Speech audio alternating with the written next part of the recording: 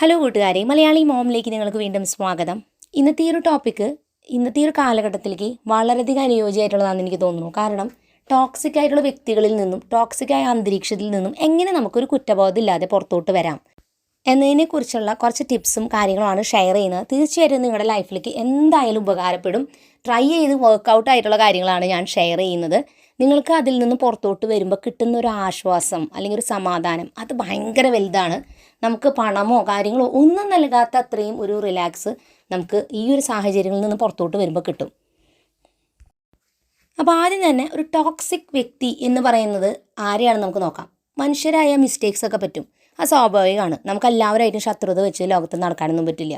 വേൾഡാണ്, പല ടൈപ്പ് സ്വഭാവങ്ങളുണ്ട്. പക്ഷേ ചിലർ അതിൽ റിപ്പീറ്റഡായിട്ട് എത്ര തന്നെ നമ്മൾ മനസ്സിലാക്കിപ്പിക്കാൻ നോക്കിയാൽ പോലും നമ്മളെ വേദനിപ്പിക്കുകയും കുറ്റപ്പെടുത്തുകയും നമ്മൾ അവരുടെ കൂടെ ആയിരിക്കുമ്പോൾ നമുക്ക് ഒരിക്കലും ഒരു എനർജി കിട്ടില്ല, ഒരു പോസിറ്റീവ് വൈബേ കിട്ടില്ല. നമ്മളെ ഇമോഷൻസിനെയൊക്കെ അവർ മാക്സിമം നമ്മളെ ഒരു കുറ്റക്കാരാക്കി ചിത്രീകരിക്കുന്ന രീതിയിലേക്ക് അവർ ആ ഒരു ഫീലിംഗ് നമ്മൾ വരുത്തിക്കുന്ന ചില വ്യക്തികൾ പലപ്പോഴും വളരെ ക്ലോസ് ആയിട്ടുള്ളവരായിരിക്കും ഇങ്ങനെ ചെയ്യുക.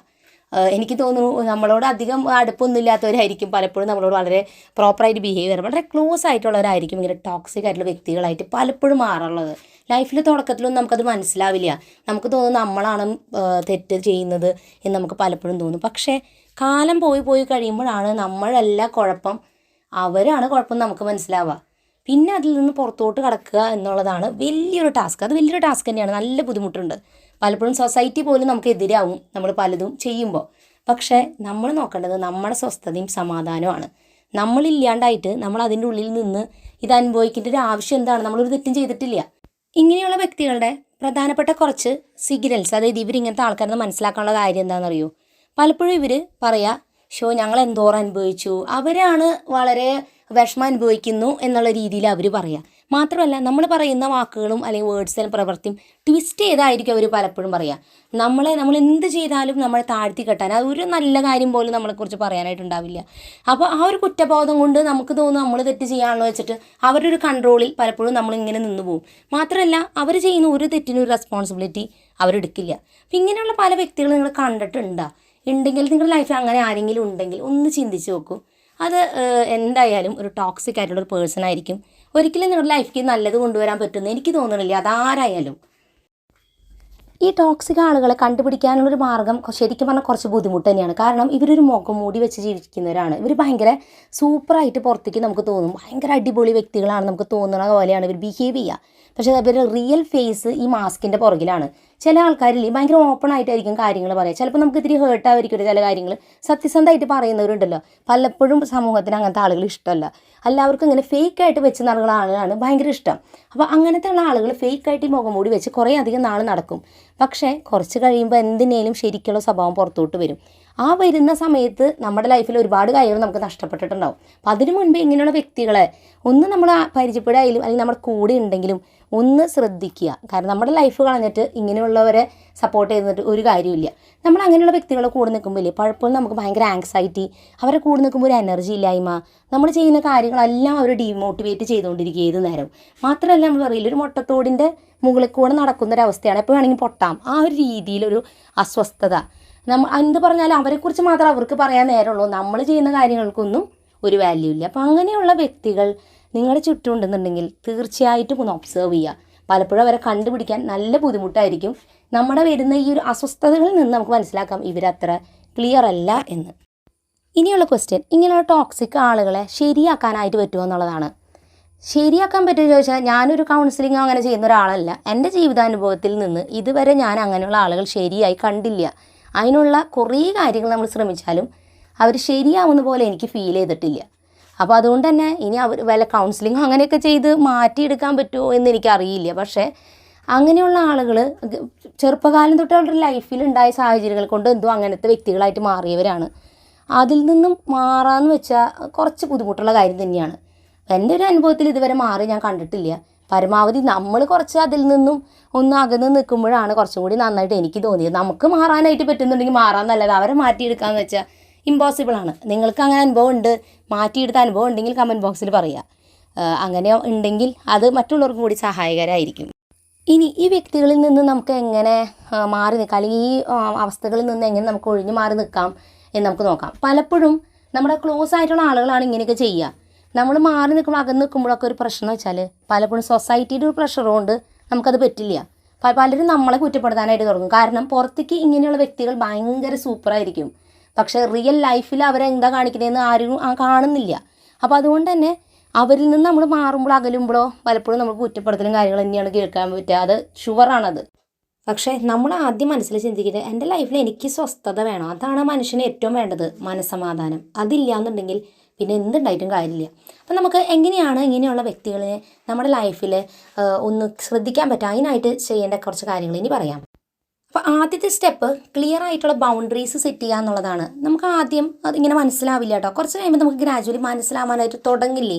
അപ്പോൾ നമ്മൾ അവരോട് തന്നെ വേണം, നമ്മളെ മനസ്സിലാക്കി കൊടുക്കണം. എനിക്കിത് അസ്വസ്ഥത ഉണ്ടെന്ന് അവർക്ക് മനസ്സിലാവണം. അല്ലാതെ അത് മിണ്ടാതെ സഹിച്ചിരിക്കലല്ല കാര്യം. നമുക്കത് അസ്വസ്ഥത ഉണ്ട്, അല്ലെങ്കിൽ ഈ ഒരു സംഭവം എനിക്ക് സംസാരിക്കാൻ താല്പര്യമില്ല എന്ന് അവരോട് മനസ്സിലാക്കി കൊടുക്കണം. കുറേ കിടന്ന് സംസാരിക്കുന്നതിൽ അർത്ഥമില്ല. ക്ലിയർ ആയിട്ട് 1-2 സെൻറ്റൻസിൽ അവസാനിപ്പിച്ചാൽ ഏറ്റവും നല്ലത്.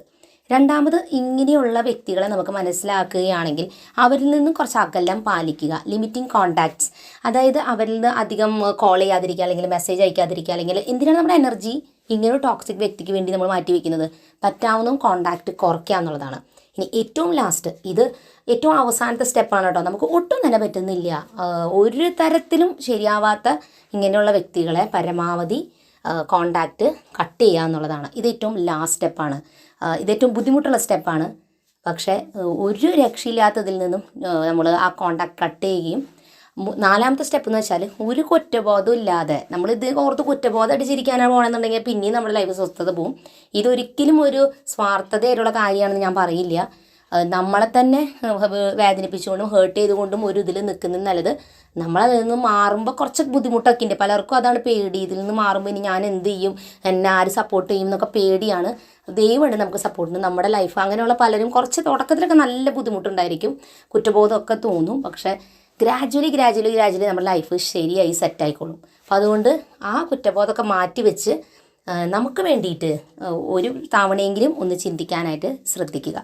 ഇനി ഈ കാര്യങ്ങളെല്ലാം നമ്മൾ ചെയ്ത് കഴിയുമ്പോൾ ഏറ്റവും ബുദ്ധിമുട്ടായിട്ട് പലപ്പോഴും നമുക്കൊന്നൊരു തോന്നുന്നൊരു ചിന്ത ഇതാണ്, ഞാൻ പറഞ്ഞില്ലേ കുറ്റബോധം എന്ന് പറഞ്ഞൊരു ചിന്ത. അത് പല അവസരത്തിൽ നമുക്ക് പലപ്പോഴും അങ്ങനെ തോന്നും.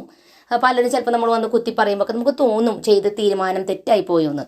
പക്ഷേ അത് നമ്മൾ കുറ്റബോധം എന്ന് വിചാരിക്കേണ്ട കാര്യമില്ല. കാരണം അങ്ങനത്തെ ഫേക്കായിട്ട് ആ ആളുകൾ നമ്മളെക്കുറിച്ച് പലതും പറഞ്ഞു നടക്കും. കാരണം അവരെ നമ്മൾ അകറ്റി കഴിയുമ്പോൾ സ്വാഭാവികമായിട്ടും അവർക്ക് വിഷമാവുമല്ലോ. അവർക്ക് അവർ ചെയ്ത മിസ്റ്റേക്ക് ആളുകൾ അറിയാൻ തുടങ്ങുന്നു എന്ന് മനസ്സിലാവുന്ന പോയിന്റിൽ അവർ രക്ഷപ്പെടാനായിരിക്കും നോക്കുക. അപ്പോൾ നമ്മളെ മോശമാക്കാൻ അവർ പലതും ചെയ്യും. പക്ഷേ നമ്മളതൊന്നും ആലോചിക്കേണ്ട. നമ്മൾ നന്നായി പ്രാർത്ഥിച്ച് ധൈര്യമായിട്ട് മുന്നോട്ട് പോവുക. കുറ്റബോധം ലെവലേഷൻ വേണ്ട, നമ്മൾ ചെയ്തത് കറക്റ്റാണെന്ന് ഉത്തമ ബോധ്യമുണ്ട്, നമ്മുടെ ഭാഗത്ത് സത്യം എന്നുണ്ടെങ്കിൽ പിന്നെ നമ്മൾ ആരെയും പേടിക്കേണ്ട. നമ്മളെ ചുറ്റുമുള്ള ആ ഒരു ബൗണ്ടറീസ് വെച്ചുകൊണ്ട് നല്ല രീതിക്ക് പോവാം. ഇനി ഏറ്റവും ലാസ്റ്റായിട്ട് പലപ്പോഴും ചിലപ്പോൾ നമ്മൾ കുറേ നാൾ അങ്ങനെയുള്ള വ്യക്തികളോട് നിന്ന് കഴിയുമ്പോൾ, നമ്മുടെ ക്ലോസ് ആയിട്ടുള്ളവരാകുമ്പോൾ അവരകറ്റി കഴിയുമ്പോൾ സ്വാഭാവികമായിട്ട് നമുക്ക് നല്ല വിഷമവും കാര്യമൊക്കെ ഫീൽ ചെയ്യും. മനുഷ്യരാണെങ്കിൽ ഫീൽ ചെയ്യും, പല മെമ്മറീസ് വരും. അവർ ചിലപ്പോൾ നല്ല കാര്യങ്ങൾ പലതും ചെയ്തിട്ടുള്ളതുണ്ട്, അതിൻ്റെ ഡബിൾ സ്ട്രോങ്ങിൽ ടോക്സിക് ആയിട്ടുള്ള ഒരുപാട് കാര്യങ്ങൾ ചെയ്തിട്ടുണ്ട്. എന്നാൽ പോലും നമുക്ക് തോന്നും മനസ്സിലൊക്കെ. അപ്പോൾ നമ്മൾ ചെയ്യേണ്ടത്, ഞാൻ ചെയ്യാറുള്ളത് നന്നായിട്ട് പ്രാർത്ഥിക്കുക. നമ്മുടെ ഡയറിയിൽ നമുക്ക് സന്തോഷം നൽകുന്ന കാര്യങ്ങൾ എഴുതുക, പാട്ടുകൾ കേൾക്കുക, കുറച്ചും കൂടി നല്ല ആളുകളെ കണ്ടുപിടിച്ച് അവരെ മനസ്സിലാക്കി അവരുടെ കൂടെ ടൈം സ്പെൻഡ് ചെയ്യാനായിട്ട് നോക്കുക. നല്ല കാര്യങ്ങൾ നമ്മളോട് തന്നെ പറയുക. കണ്ണാടിയിൽ നോക്കി നമ്മളെ തന്നെ സന്തോഷിപ്പിക്കുന്ന കാര്യങ്ങൾ സംസാരിക്കുക.